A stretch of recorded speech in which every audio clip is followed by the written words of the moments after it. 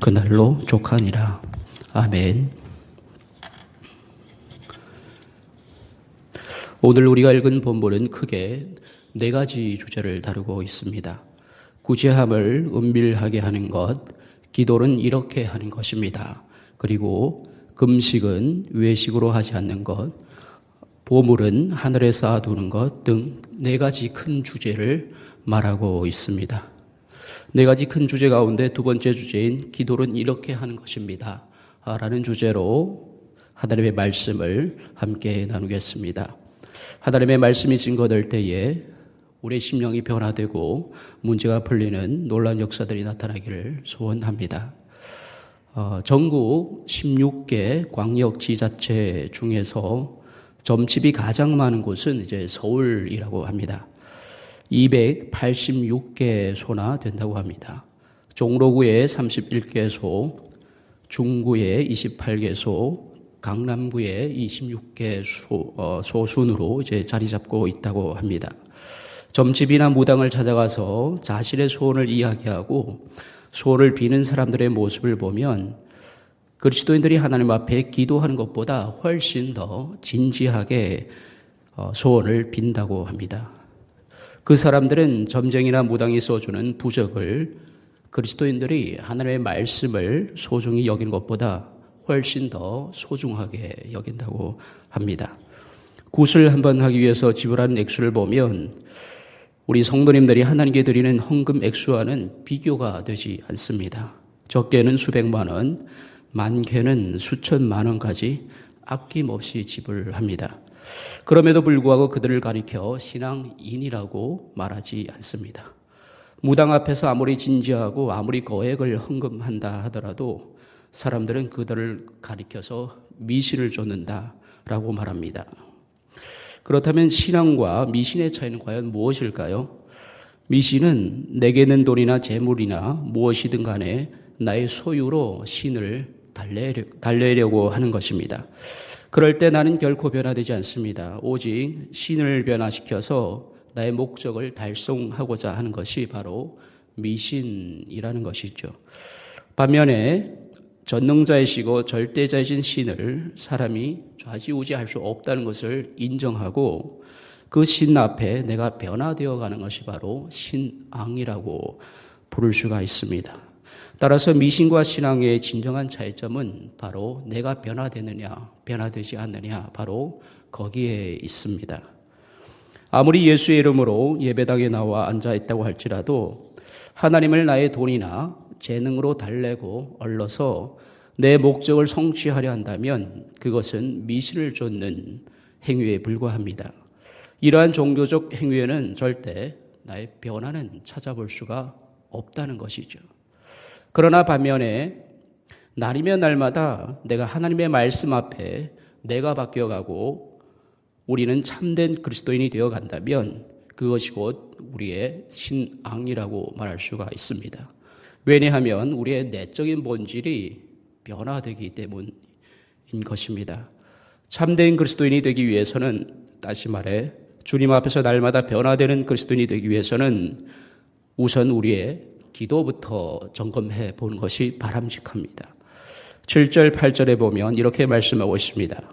또 기도할 때에 이방인과 같이 증언 부언하지 말라. 그들은 말을 많이 하여야 들을 줄 생각하느니라. 그러므로 그들을 본받지 말라. 구하기 전에 너에게 있어야 할 것을 하나님 너희 아버지께서 다 아시느니라. 저도 아직 신앙의 성숙 단계에 있긴 하지만 초신자일 때는 저희 기도를 돌아보면 이제 하나님께서 지금 나의 사정을 잘 모르시기 때문에 기도를 해야 된다는 그런 잘못된 전제에서 기도를 시작했습니다. 그때는 아무리 내게 필요한 것이 있더라도 하나님께서 구하지 않으면 주어지지 않는다고 생각했기 때문에 저희 신앙은 늘 먹고 사는 문제, 다시 말하면 의식주의 그 문제 테두리를 벗어나지 못했다는 것입니다. 우리의 기도 내용도 어찌 보면 문제 해결을 위한 기도가 더 많지 않나 생각해 봅니다. 그런데 중요한 것은 문제 해결을 위해서 기도하는 것도 중요하지만 그럴 때 나의 변화는 절대 있을 수가 없다는 것입니다. 주님께서 우리에게 원하시는 것은 문제 해결도 중요하지만 그것보다 내 자신이 변화되고 성숙되기를 원하신다는 것입니다. 본문 8절에 그러므로 그들을 본받지 말라. 구하기 전에 너에게 있어야 할 것을 하나님 너희 아버지께서 아시느니라 라고 말씀하고 있습니다. 우리의 믿음과 기도는 바로 여기서부터 시작되어야 하는 것입니다. 굉장히 중요한 문제죠. 나의 변화와 성숙의 유무가 바로 여기서부터 시작되는 것입니다. 하나님, 이 문제 해결해 주세요. 저 문제 해결해 주세요. 이것 주세요. 저것 주세요. 이러한 기도도 매우 중요합니다. 사실 우리가 늘 달라고 하나님을 조르는 것은 실상 우리 삶에 없어도 좋을 것들입니다. 하나님께서 내 삶에 필요한 것들을 미리 아신다는 출발점에서 우리가 기도를 하느냐, 아니면 하나님께서 내게 필요한 모든 것을 모르신다는 그 출발점에서 기도를 하느냐에 따라서 우리의 믿음의 질이 달라지게 되는 것이죠. 전자는 내가 변화되고 성숙되어 감으로써 신앙의 열매가 있지만 후자는 의식주의 테두리 안에 머물러 있으면서 변화는 없고 대신 신앙의 연륜만 쌓아가게 되는 것이죠. 본문 8절 9절에 보면 이렇게 말씀하고 있습니다. 그러므로 그들을 본받지 말라. 구하기 전에 너에게 있어야 할 것을 하나님 너희 아버지께서 다 아시느니라. 그러므로 너희는 이렇게 기도하라. 그러므로, 성경에서 그러므로와 같은 단어는 아주 중요한 단어입니다. 그러므로 단어가 나오면 그 다음은 굉장히 중요한 내용이 나온다는 그런 의미가 되겠습니다. 하나님께서 우리에게 있어야 할 것을 미리 아시기 때문에 그러므로 무엇을 말씀하고 계십니까? 9절에 그러므로 너희는 이렇게 기도하라고 우리에게 기도의 모범을 보여주고 있습니다. 새로운 주님께서 우리에게 가르치신 기도, 즉 주기도문을 우리에게 오늘 본문은 말씀해 주고 있습니다. 하나님께서 우리에게 필요한 것을 먼저 알고 계시고 책임져 주시는 분이므로 기도의 성숙, 믿음의 성숙을 꾀하라는 그런 말씀이 되겠습니다. 다시 말하면 의식주의 문제는 내가 책임져 줄 테니까 너희는 먼저 그의 나라와 그의 의를 구해라는 그런 말씀이 되겠죠. 주 기도문 가운데 한 가지만 거론한다면 6장 11절에 주님께서 이렇게 가르칩니다. 오늘 우리에게 일용할 양식을 주시옵고, 주님께서 그리스도인들에게 일용할 양식을 달라고 기도하게 하십니다. 8절에 구하기 전에 우리에게 있어야 할 것을 하나님께서 다 아심으로 그러므로 너희는 이렇게 기도하라고 말씀하신 주님이신데 왜 또 일용할 양식을 구하라고 우리에게 가르치는 것일까요? 기도하지 않으면 일용할 양식을 얻지 못해서일까요? 그렇지 않습니다. 이것은 일용할 양식으로만 자족하는 사람이 되겠다는 결단의 기도인 것입니다. 다시 말해 더 이상 욕망의 노예로 살지 않겠다라는 것이 일용할 양식을 구하는 기도의 내용이라는 것입니다. 우리에게 날마다 이러한 결단이 있을 때 우리의 신앙은 성숙의 단계로 접어들 수가 있다. 그런 말씀이 되겠습니다. 기도의 본질과 핵심을 가르치는 마태복음 6장의 말미인 31절 이하에서 주님은 이렇게 말씀합니다. 그러므로 염려하여 이르기를 무엇을 먹을까? 무엇을 마실까? 무엇을 입을까 하지 말라. 이는 다 이방인들이 구하는 것이라. 너희 하늘 아버지께서 이 모든 것이 너에게 있어야 할 줄을 아시느니라. 그런즉 너희는 먼저 그의 나라와 그의 의를 구하라. 그리하면 이 모든 것을 너에게 더하시리라. 그런즉 너희는 먼저 그의 나라와 그의 의를 구하라. 무슨 말씀입니까? 한마디로 하나님과의 바른 관계를 맺으라는, 인격적인 관계를 맺으라는 그런 말씀이 되겠습니다. 하나님을 어루고 달려서 나의 목적을 성취하는 그런 관계가 아니라 인격적인 관계를 맺으라는 그런 말씀인 거죠. 그리하면 이 모든 것을 너에게 더하시리라. 저는 이 구절을 묵상하면서 하나님의 그 안타까운 마음이 느껴졌습니다.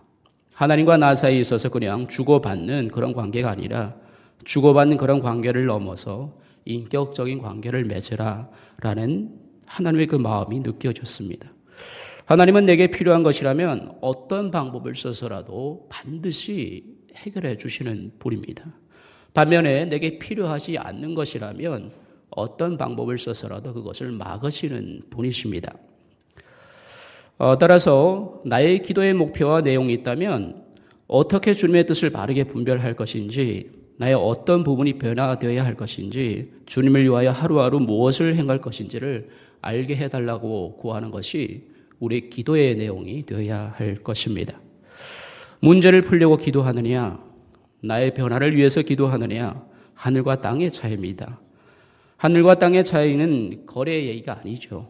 바로 질적인 얘기입니다.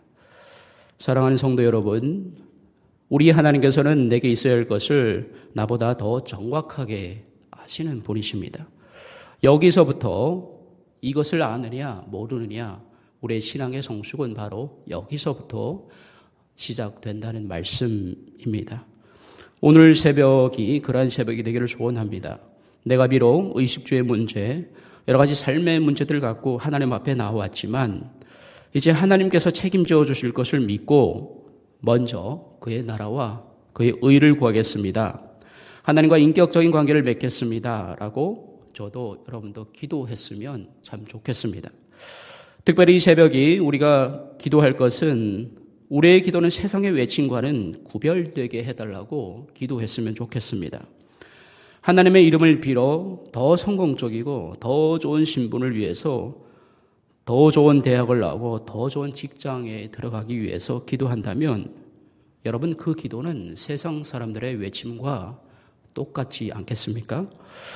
오직 하나님의 뜻을 품고 그 뜻대로 변화되어 가는 사람이면 족합니다.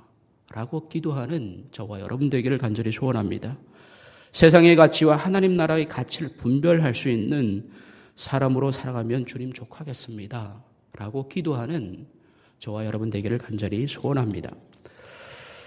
원아웃기는 오늘도 하나님이 주신 기도 제목에 따라서 간절히 그리고 끈질기게 응답받을 때까지 기도하심으로 풍성한 생명을 누리는 저와 여러분 되기를 간절히 소원합니다. 무엇보다 오늘 하루도 이러한 은혜가 저와 여러분과 함께 하시기를 우리 주님의 이름으로 간절히 축원드립니다.